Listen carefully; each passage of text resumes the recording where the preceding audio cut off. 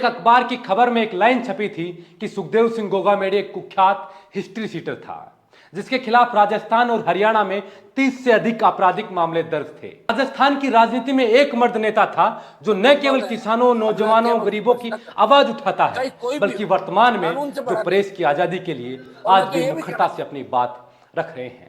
बवाल खबर का नहीं था, बवाल तो तब बढ़ गया जब करनी सेना के लोग उनके कार्यालय में पहुंचकर संपादक और उनके रिपोर्टरों को घेर कर धमकाने लगे। एक सड़क और एक पार्क का नाम सुखदेव सिंह गोगामेडी के नाम पर रखने का प्रस्ताव शामिल करने के कथित प्रयास के बाद हंगामा मच गया। उसे ये मानवीय भूल हुई है, लेकिन करनी सेना तो करनी सेना है, वह कहां माने, वह कैसे कबूल कर ले। ये सिर्फ एक मानवीय भूल है। उन्हें तो एक मुद्दा मिल गया कि गलती से ही सही, लेकिन छपा तो छपा क्यों। प्रदेश में विपक्ष में इतने नेता हैं जो सभी रोजाना मीडिया में ना छपे तो नींद नहीं आती, सुकून नहीं मिलता उनको, लेकिन जब प्रेस की आवाज दबाने की कोशिश हुई तो सबके मुंह सील गए। जो कलम झुके तो लोकतंत्र मरता है, जो सच लिखे वो डरता है। अब सियासत के साये में सच को दबाने की साजिश है, पर याद रखना जब तक कोई एक आवाज भी हिम्मत से बोलेगी, प्रेस की आजादी को खामोश नहीं करा पाएगी।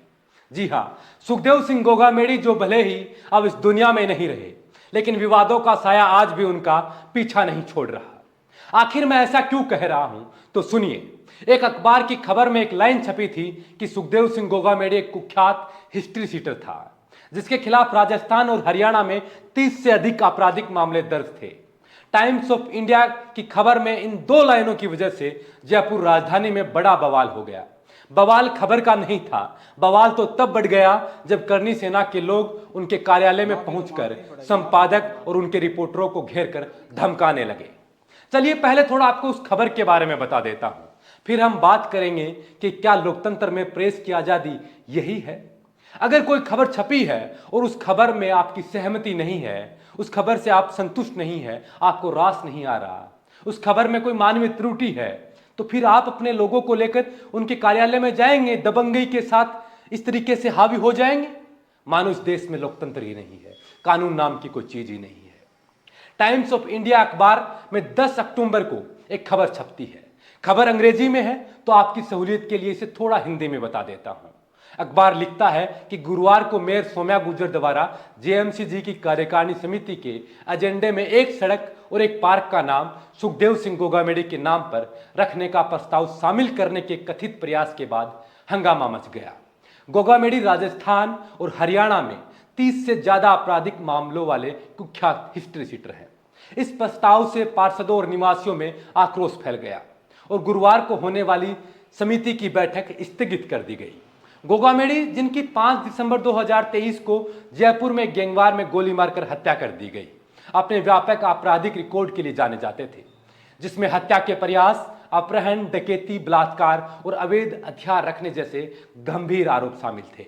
कांग्रेस और भाजपा दोनों पार्टियों के पार्षदों ने इस कदम का विरोध किया और मेयर के फैसले पर सवाल उठाया। इस प्रकार कांग्रेस और बीजेपी के पार्षदों के बयानों की आगे चर्चा थी, लेकिन विवाद इसी बात से हो गया कि सर्वज्ञ सुखदेव सिंह गोगामेडी को कुख्यात गैंगस्टर क्यों बोला गया। हाँ, उन पर राजस्थान और हरियाणा में कुछ मामले दर्ज थे, लेकिन कुछ मामलों में वह सिर्फ आरोपी थे, आरोप सिद्ध नहीं हुए थे। इसलिए उनको ऐसा बोलना संभवतः लग सकता है उनके समर्थकों को अच्छा नहीं लगा हो, ठीक नहीं लगा हो, रास नहीं आया हो, लेकिन उसके बाद जो हुआ लोकतंत्र में कतई बर्दाश्त करने वाली घटना नहीं है। इस खबर के छपते ही उनके समर्थक और संगठन के लोग टाइम्स ऑफ इंडिया के कार्यालय पहुंचते हैं। जो वीडियो आप अपनी स्क्रीन पर देख रहे हैं, किस तरीके से संपादक और रिपोर्टर पर दबाव बनाया जा रहा है। आप ऐसी खबर कैसे छाप सकते हैं? ऐसी खबर आपने छापने की हिम्मत कैसे की? गलती किसी से भी हो सकती है, हो सकता है किसी मानवीय भूल से ऐसा छप गया हो, लेकिन उन लोगों ने, संपादक और रिपोर्टरों ने उन लोगों से बार बार कहा कि हाँ, हम मानते हैं गलती से हो गया, इसका स्पष्टीकरण हम अगले अंक में छपवा देंगे, हमसे ये मानवीय भूल हुई है। लेकिन करनी सेना तो करनी सेना है, वह कहां माने, वह कैसे कबूल कर ले। ये सिर्फ एक मानवीय भूल है। उन्हें तो एक मुद्दा मिल गया कि गलती से ही सही, लेकिन छपा तो छपा क्यों। एक बार आप ये वीडियो देखिए। दूसरा बात है यार, हमने बोला माफी तो मांगनी पड़ेगी, माफी बिना बात तरफ से जो गलती हुआ है वो कल छप जाएगा। और मैं इसलिए तीसरी बार बोल रहा हूँ कि आप लोगों से गलती हुई है। मेरा नाम मजूमदार है, हमेशा वो रहेगा। किसी को ठेस पहुंचेगी तो वही लिखेंगे आप लोगों को। नहीं, वो तो आप कल लिखोगे, अभी बोलना पड़ेगा आपको वीडियो में। वीडियो में बोल दो। हमने वीडियो बनाया आपने पूरा मैडम पत्रिका से बना दिया। अब आप ही बताएं कि आपको ये वीडियो देखकर ऐसा लगता है कि ये लोग उस खबर से आहत हुए होंगे जिसकी वजह से ये ऐसा कर रहे हैं, या फिर अपनी दबंगई दिखा रहे हैं कि अगर हमारे खिलाफ कुछ भी छापोगे तो हम आपके कार्यालय घुस जाएंगे और हम जैसा चाहेंगे वैसा करेंगे। नहीं, लोकतंत्र में ऐसा करने की अनुमति किसी को नहीं है। हाँ, संस्था ने अपनी गलती मानी और सुधारने के लिए इसका प्रयास किया, अगले अध्याय में इसका स्पष्टीकरण छापने की बात कही, लेकिन आप किसी के कार्यालय में जाकर जबरन घुसकर और दबंगई से ऐसा नहीं कर सकते। हाँ, विरोध करना आपका अधिकार है, सबको अधिकार है। प्रेस को भी इतनी आज़ादी कभी नहीं कि वह भी किसी व्यक्ति के लिए कुछ भी लिख दे, बोल दे। लेकिन ध्यान तो आपको भी रखना चाहिए कि अगर आपको उस खबर से सहमति नहीं थी तो कानूनी रूप से आप कार्रवाई करा सकते थे, लेकिन दबंगई कतई नहीं। आपके पास पुलिस, थाना, कोर्ट, कचहरी सब विकल्प खुले थे। आप वहां जाकर अपना विरोध प्रदर्शन कर सकते थे, शिकायत दर्ज करा सकते थे, लेकिन आपने ऐसा नहीं किया। आप सीधे उनके ऑफिस में चले गए। प्रेस की आज़ादी पर इस तरीके से उनके कार्यालय में घुसकर जो गुंडई आप लोगों ने की, वह सहन करने वाली बात नहीं है। पूरे विवाद में सबसे बड़ी विडंबना की बात आपको पता है क्या है? देखिए, सरकार प्रेस की आज़ादी पर हुए हमले पर कोई शब्द तक नहीं बोला।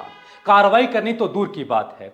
और प्रदेश में विपक्ष में इतने नेता हैं जो सभी रोजाना मीडिया में ना छपे तो नींद नहीं आती, सुकून नहीं मिलता उनको, लेकिन जब प्रेस की आवाज दबाने की कोशिश हुई तो सबके मुंह सील गए। केवल एक नेता खुलकर मीडिया के समर्थन में आया, बाकी तो कथित सेना से डरकर दुबक गए। राजस्थान की राजनीति में एक मर्द नेता था जो न केवल किसानों, नौजवानों, गरीबों की आवाज उठाता है, बल्कि वर्तमान में जो हालात ऐसे हैं कि देश में जिसे चौथा स्तंभ माना जाता है, मीडिया, जब उस पर कोई विपदा आती है तब सरकार उनके साथ भले ही ना खड़ी हो, विपक्ष चाहे उनके साथ ना खड़ा दिखाई दे, लेकिन राजस्थान में तो एक नेता है हनुमान बेनीवाल, जो प्रेस की आज़ादी के लिए, प्रेस की स्वतंत्रता के लिए आज भी मुखरता से अपनी बात रख रहे हैं। टाइम्स ऑफ इंडिया कार्यालय में जिस तरीके से लोग अंदर घुसे और उनके संपादक कर्मचारियों पर दबाव बनाया, वह कतई लोकतांत्रिक नहीं था। और इसको लेकर हनुमान बेनीवाल ने ट्वीट करते हुए कहा कि जयपुर में देश के प्रतिष्ठित समाचार पत्र टाइम्स ऑफ इंडिया के कार्यालय पर हुआ हमला सिर्फ एक मीडिया संस्थान पर नहीं, बल्कि अभिव्यक्ति की स्वतंत्रता और लोकतांत्रिक मूल्य पर सीधा वार है। पत्रकार और मीडिया कर्मी समाज की आवाज बनते हैं, उन पर हमला सच्चाई पर हमला है। राष्ट्रीय लोकतांत्रिक पार्टी इस घटना की कड़े शब्दों में निंदा करती है। मेरी मांग है कि दोषियों पर सख्त से सख्त कार्रवाई, कानूनी कार्रवाई की जाए। पत्रकारिता की आजादी किसी भी सभ्य समाज की पहचान है और इसे डर, धमकी या हिंसा से दबाया नहीं जा सकता। प्रदेश और देश की राजनीति में ऐसे लोग होते हैं जो हम लोगों में भी हौसला होता है कि कोई तो है जो ऐसी विपदा में हमारे साथ खड़ा होता है, कोई नेता तो है जो हमारी आवाज को मुखरता से सबके सामने रखता है। सुनिए एक बार हनुमान बेनीवाल ने क्या कहा। देखिए, मीडिया संस्थान पे हमला करने का किसी को अधिकार नहीं, और जिन गुंडों ने हमला किया मैं उसकी भर्त्सना करता हूँ, चाहे कोई भी हो, कानून से बड़ा नहीं। और मैं तो ये भी कहना चाहता हूँ, जिस तरह की छूट आपने दे रखी है कि ये सेना बन गई, वो सेना बन गई, सेना तो एक ही भारतीय सेना, मजाक बना रखा कानून का। ऐसे लोगों को गिरफ्तार करना चाहिए, दंडित करना चाहिए। राजस्थान के अंदर अगर मीडिया अपनी बात नहीं कह पाएगा, कोई नेता अगर किस तरह की बयान इतिहास की बात कहते तो उसके खिलाफ आप मोर्चे खोलते हो, चाहे जैसे बकवास करते हो आके, ये छूट राजस्थान में किसी तरीके से नहीं मिलेगी। राष्ट्रीय लोकतांत्रिक पार्टी ऐसे हमलों का विरोध करती है, और गुंडे, बेईमान और बदमाशों के नाम से अगर आप संस्थानों का नाम रखने लगे तो राजस्थान और बर्बाद हो जाएगा। एसआर गढ़ी के अंदर गुंडा है, नाम रखो क्या उनका सबका। सही कहा उन्होंने, क्योंकि अगर मीडिया डर जाएगी तो लोकतंत्र का संतुलन टूट जाएगा। अगर प्रेस की आवाज को दबा दिया गया तो आने वाली पीढ़ियां सिर्फ सरकारी सच्चाई पढ़ेंगी, ना कि जनता की हकीकत। इसलिए मैं कहता हूं कि कलम की नोक से ही बदलाव की कहानियां लिखी जाती हैं, और जब कलम पर वार होता है तो हर वो नागरिक जो सच में लोकतंत्र से प्यार करता है उसे आवाज उठानी चाहिए। प्रेस पर हमला नहीं, लोकतंत्र पर हमला है, और जो चुप हैं वो आज इस वार का हिस्सा है। इसलिए आपको मीडिया के लिए, प्रेस के लिए आपको भी आवाज उठानी चाहिए। बहरहाल इस वीडियो में इतना ही। इस वीडियो को लेकर जो भी आपकी राय है कमेंट कर आप जरूर बताएं। आप देख रहे थे बोल हिंदुस्तान, मजे कुमार, नमस्कार।